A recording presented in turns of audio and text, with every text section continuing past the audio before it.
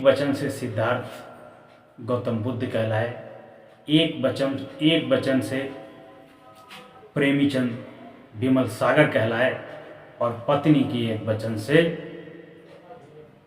रत्नावली के एक वचन से तुलसी से तुलसीदास कहलाए, तुलसीदास कहलाए। 17 वर्ष की यौवन अवस्था में राजकुमार सिद्धार्थ का मन हुआ, मन में जिज्ञासा उत्पन्न हुई कि एक बार राजमहलों के सुख छोड़ करके जनता के सुख देखने चाहिए।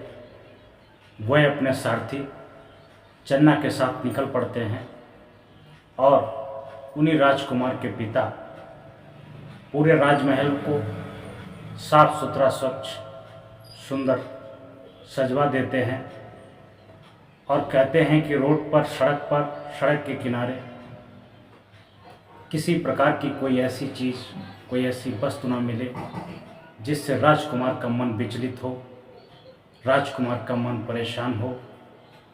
राजकुमार सारथी चन्ना के साथ जाते हैं। रास्ते में एक बूढ़ा व्यक्ति मिलता है। वह चन्ना से पूछते हैं कि ये कौन है, तो वह बताते हैं कि बूढ़ा आदमी है। वह पूछते हैं कि ये बूढ़ा आदमी क्यों है, तब वो बताते हैं कि मनुष्य के जीवन में, हर एक प्राणी के जीवन में जिस दिन वो जन्म लेता है उसी दिन उसकी मृत्यु निश्चित भी होती है। और ये बात किसी को पता नहीं होती है। जिस दिन प्राणी जन्म लेता है उसी दिन यह भी बात सत्य होती है कि उसकी एक दिन मृत्यु भी होगी। धीरे धीरे जीव अपना समय आगे बढ़ाता है और समय आगे बढ़ने के बाद में यौवन अवस्था आती है। यौवन अवस्था समाप्त होने के बाद वृद्धावस्था आती है। वृद्धावस्था सबसे कठोर अवस्था होती है। इसमें बहुतों का सहारा नहीं होता है, शरीर कार्य नहीं करता है, शरीर बलहीन हो जाता है, शरीर रोगों से ग्रसित हो जाता है, कार्य करने की क्षमता खत्म हो जाती है, सहनशीलता भी खत्म हो जाती है और पूरा बुढ़ापा, जीवन का पड़ाव, लास्ट का पड़ाव बुढ़ापा होता है और बुढ़ापा दुख का कारण बनता है। जीव दुख भोगता है। यह व्यक्ति अपने जीवन के आखिरी पड़ाव पर है, वृद्धावस्था में है। इसे किसी रोग से भी ग्रसित है, किसी रोग ने पकड़ रखा है, इसलिए डंडे का सहारा लेकर के और ढुके ढुके चल रहा है। सिद्धार्थ का मन विचलित होता है। पूछते हैं क्या ये बुढ़ापा सभी पर आता है, क्या हम पर भी आएगा? चन्ना सारथी कहता है ये प्रकृति का शाश्वत नियम है कि बुढ़ापा, जवानी सब पर आती है। वह धीरे धीरे आगे बढ़ते हैं। आगे बढ़ने में देखते हैं कि एक उनको बीमार व्यक्ति दिखाई देता है। बीमार व्यक्ति बहुत ही पीड़ा से विचलित है, परेशान है। चन्ना पूछते हैं कि ये व्यक्ति इतना क्यों परेशान है, जवानी अवस्था में भी परेशान है।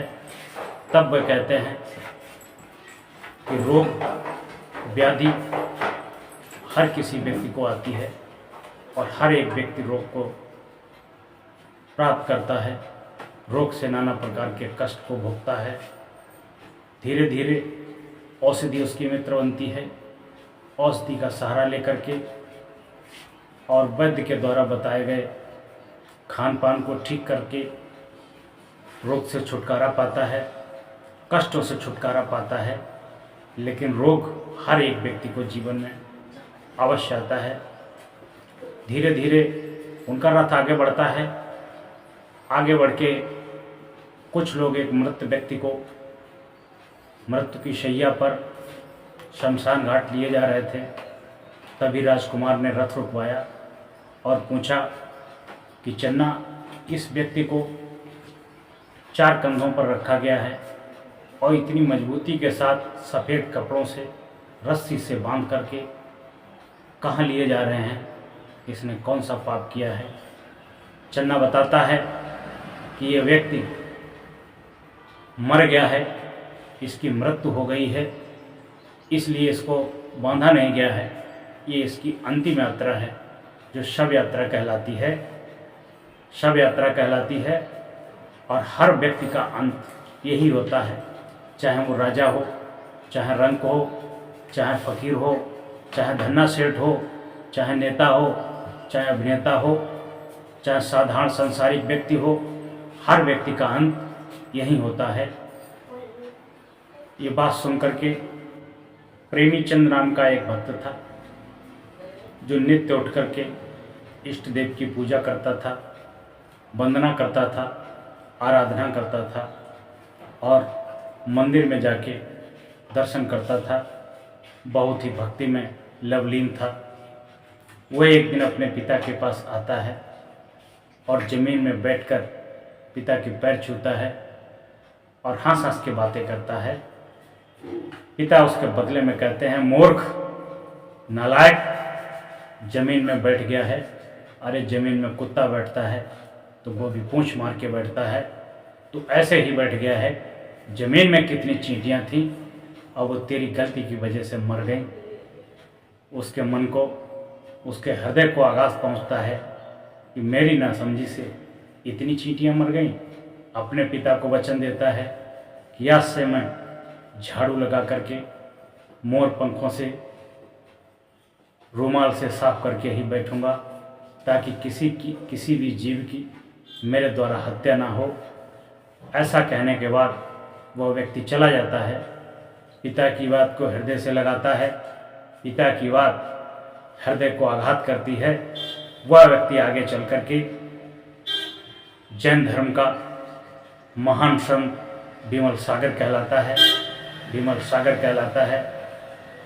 यदि आपका कोई ऐसा आचरण है, ऐसी गलती है जिसे लोग बार बार कहते हैं, बार बार टोकते हैं और वही टोकते हैं जो आपके अपने होते हैं, उस गलती को सुधार ना सको तो तुम किस बात के इंसान हो, किस बात के मानव हो। अगर न सुधार सको तो मानव नहीं दानव हो। अगर सुधार लो तो मानव बन जाओगे, मानव से महामानव बन जाओगे, महामानव बन जाओगे। मंदिर जाना, गुरुद्वारे जाना, चर्च में जाना, गिरजाघर में जाना, मंदिरों में मत्था टेकना, साधु संतों के पास जाना, प्रवचन में जाना, ये सब आत्म कल्याण के लिए किया जाता है। लेकिन अगर एक भाव बदल गया, पूरी जिंदगी बदल सकती है। बाकी तुम संसार में कहीं भी घूमते रहो, मंदिरों में, मस्जिदों में, गिरजाघरों में, गुरुद्वारों में, गुफाओं में, कंदराओं में, चारों धामों में, गंगा में, यमुना में, सरजू में, सरस्वती में, चाहे जहाँ जाओ, अगर विचार नहीं बदले, बुद्धि नहीं बदली, कुछ होने वाला नहीं है। मात्र एक विचार आपकी ज़िंदगी बदल सकता है। अगर आपकी बुद्धि, आपका विचार बदल गया, आप घूसखोरी नहीं करोगे, आप दलाली नहीं करोगे, किसी दूसरी महिला को नहीं देखोगे, किसी लड़की को नहीं देखोगे, किसी का मांस नहीं खाओगे, मछली नहीं खाओगे, अंडा नहीं खाओगे, कानाफूसी नहीं करोगे, दलाली नहीं करोगे, किसी का बनता हुआ खेल नहीं बिगाड़ोगे। केवल एक वचन से सिद्धार्थ गौतम बुद्ध कहलाए। एक वचन से प्रेमीचंद विमल सागर कहलाए और पत्नी की एक वचन से, रत्नावली के एक वचन से